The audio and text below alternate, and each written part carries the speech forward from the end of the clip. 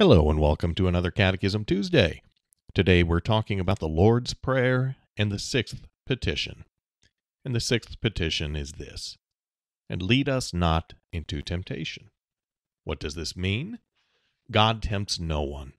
We pray in this petition that God would guard and keep us so that the devil, the world, and our sinful nature may not deceive us or mislead us into false belief, despair, and other great shame and vice. Although we are attacked by these things, we pray that we may finally overcome them and win the victory. There are three great sources of temptation, as we heard in the explanation there: the devil, the world, and our own sinful flesh. The devil is constantly working on us to try to get us to doubt or disobey God. The world around us, because it is corrupted by sin, also presents all kinds of opportunities for temptation.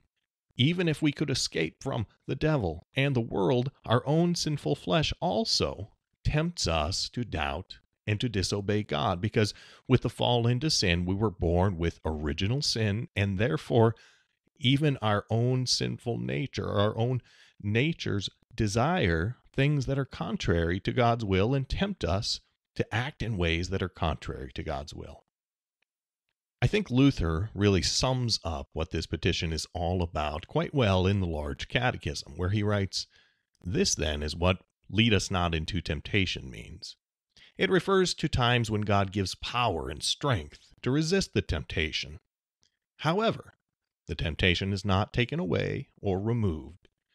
While we live in the flesh and have the devil around us, no one can escape the temptation and lures. It can only mean that we must endure trials, indeed, be engulfed in them. But we say this prayer so that we may not fall and be drowned in them." One great source of comfort for us is that we do not have a God who is unable to understand what it is to be tempted, but we have a God who has been tempted just as we are, because Jesus Christ became fully man. And so he lived in the world, was tempted by the devil just as we are, and yet he was able to overcome those temptations and to live without sin. So when we are tempted, and we will be tempted, we can go to him in prayer. We can know that he hears our prayers, that he has the power to overcome those temptations and to give us the victory over those temptations, and that he understands what it is to be tempted. So that's our Catechism Tuesday for today. Next time, we will be taking a look at the Lord's Prayer and the seventh petition, and I look forward to being with you again then.